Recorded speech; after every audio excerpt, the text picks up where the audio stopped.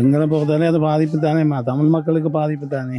பின்னுக்கு கைகளை எல்லாம் கட்டப்பட்டு நிர்வாணமாக்கப்பட்டு ஒரு இதாக கொண்டு இதண்டு செய்தது வந்து ஒரு கிடங்குக்குள்ளே அந்த படங்கள் எல்லாம் வந்தது வந்து அது வந்து இனரீதியான ஒரு அழிப்புண்டு தான் நாங்கள் கருத்தில் கொள்ள வேண்டும். ரெடி திருப்பி ஒரு பிரபாகரன் நான் அது வந்து அப்படி கொண்டாடக்கூடாது. ஏனென்றால் எல்லாரும் செத்ததானே. அப்போ அதுக்காட்டு அது அரசாங்கம் அப்படி செய்யுது. அதுக்கு என்ன சொல்ல, நாங்கள் ஒன்றும் செய்யலாதானே.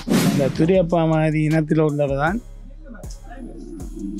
தமிழுக்கு துரோகம் செய்கிறாங்களே.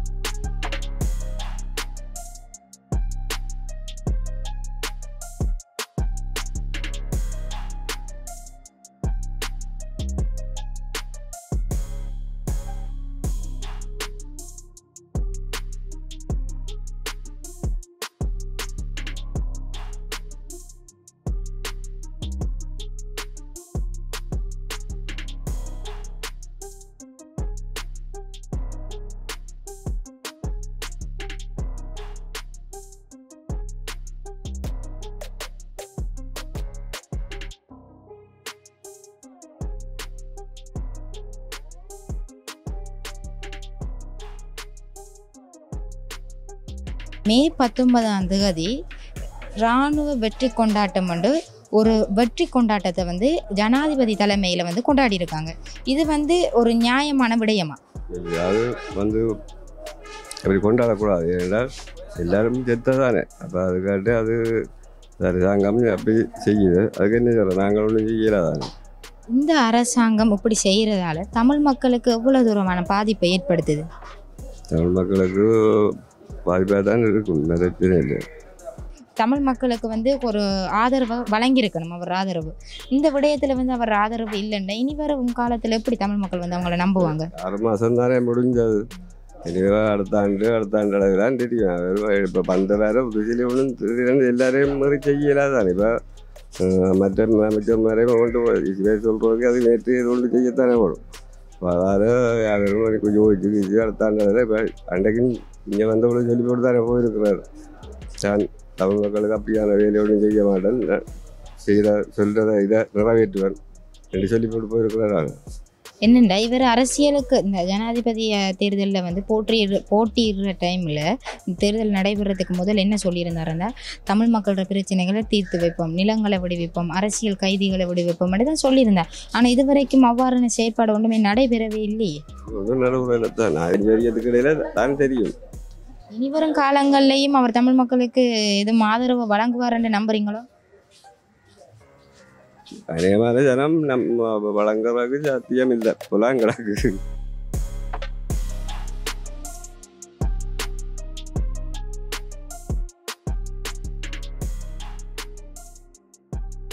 இந்த நாட்டில் வந்து இன அழிப்புன்றது ஒன்று நடைபெறவே இல்லைன்னு சொல்லியிருக்காங்க. இதை பற்றி என்ன நினைக்கிறீங்க? விதைக்கு என்ன சொல்லி வந்த தமிழ் மக்கள் எல்லாம் சேம் அண்டு முஸ்லீம் மக்கள் தமிழ் மக்கள் எல்லாம் உண்டு சொல்லி போட்டு வந்து இப்போ என்ன சொல்லியிருக்கார், அதை அப்படியே என்று சொல்லியிருக்கார். அப்போ சிங்களருக்கு இருக்கிறத அவன் காட்டினவன் இனத்தை பிரித்து தான் காட்டினவன்.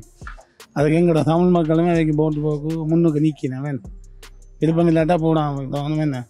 என்ன ஒரு கட்சிக்கு போடக்கூடாது, தமிழ் கட்சிக்கு போடலாமே தவிர எங்களுக்கு காப்பாடு தமிழ் கட்சிக்கு போடலாமே தவிர போட வேண்டிய அவசியம் இல்லை. அது அப்போ அந்த துரியப்பா மாதிரி இனத்தில் உள்ளவர் தான் தமிழுக்கு துரோகம் செய்கிறாங்களே.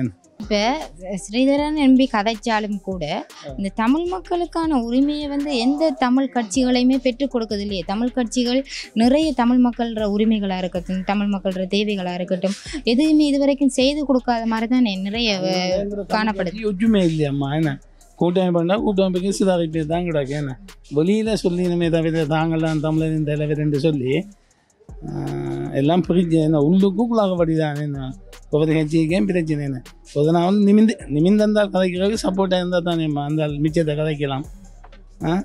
இப்போ அவர் மட்டும் கதைச்சி வேலையில் கூட்டமில்லை உள்ள முழு பேரும் முத்து பேர் கதைக்கணும். கதைச்சா தானே எங்களுக்கு ஒரு சரியான தீர்வு ஒன்று கிடைக்கும். விடுதலை புலிகளை வந்து முன்னாள் ஜனாதிபதி மஹிந்த ராஜபக்சே என்ன சொல்கிறாருன்னு சொன்னால் ஒரு பயங்கரவாதம் வந்து அழிக்கப்பட்டது. இந்த நினைவு தூவி அமைச்சதுக்கும் அவர் என்ன சொல்லியிருக்காருன்னா பயங்கரவாதம் வந்து மீண்டும் எழப்போகுது, அவருக்கு ஒரு அச்சம் ஏற்படுது, இப்படியான கருத்துக்களை வந்து வெளிப்படுத்துகிறாங்க. அவங்க இதன் மூலம் என்ன வெளிப்படுது, அவங்க எந்த முகத்தை வச்சு கொண்டு எங்களோட தமிழ் பிரதேசங்களில் வந்து அவங்களோட வாக்குகளை கேட்குறாங்க? அதை தான் யோசிக்கணும். என்னென்னா இப்போ அவன் கதைக்கு இடம் கொடுக்குறதும் எங்கள்ட தமிழ் கட்சிகள் தான். என்ன சொன்னால் தமிழ் கட்சி அதுக்கு தட்டி கேட்க இல்லையேன்னு நான் கூட எதிர்பார்த்தேன்னா நான் எங்களுக்கு இந்த மொழிவாய்க்காரருக்கு ஒரு இலக்கன்னு சொல்லுவாருன்னு பார்த்தோமா நான் சொல்ல இல்லையேன்னு நான் எதிர்பார்த்தேன்னா சொல்லுவாருன்னா நான் சொல்ல இல்லையேன்னு. ரெண்டாவது எங்களோட கதைக்கிற கதை இங்கே வந்து வெள்ளட்டு தொகை போனால் மக்கள் கை உடைக்கணும், யாழ்ப்பாணத்தில் பார்த்தா கை உடைக்கணும், அதை கூடி அவன் யோசிக்க அதான் நடந்திருக்கார். இப்போ இந்த நியூஸை பார்த்தாதான் எங்களோட மக்களை நீங்கள் உணர்ந்து கொள்ளுவாங்க. இல்லைன்னா ஒன்று சொல்லுவேன், நம்ம எங்களுக்கு தீர்ப்பு இறைவன் தான். தமிழனுக்கு தெய்வங்களாக தான் முடிவு இருக்கிறாங்க தவிர எந்த நாடும் எங்களுக்கு தீர்ப்பு வாங்கி தராது. என்ன சொன்னால் தமிழக புலிகளை அழித்தேன்னா தமிழ் மதம் தானே அழிஞ்சாது. நம்மளுக்கு புதிய பேரை வச்சு கொண்டு அப்பாவி தமிழர் எத்தனை பேர் செத்துருக்கு, அர்த்தமில்லாம கொண்டு எத்தனை பேர் கொண்டே சாக கொண்டு இருக்காங்க. இதுக்கு மேலே என்ன நான் சொல்லுறது அது மக்களுக்கு விளங்கணும். தமிழ் கட்சிகள் அதை பற்றி கொஞ்சம் ஆலோசித்து ஒன்று சேர்ந்த ஒரு நல்ல முடிவு எடுத்தால் நல்லவன்.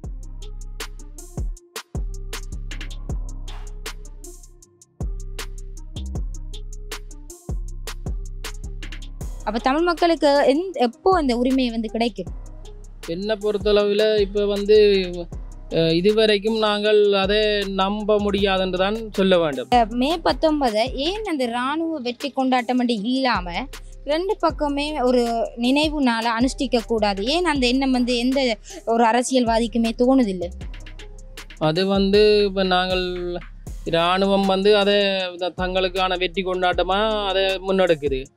அதே ரீதியில் நாங்கள் சிறுபான்மையான தமிழ் மக்கள் வந்து அதனை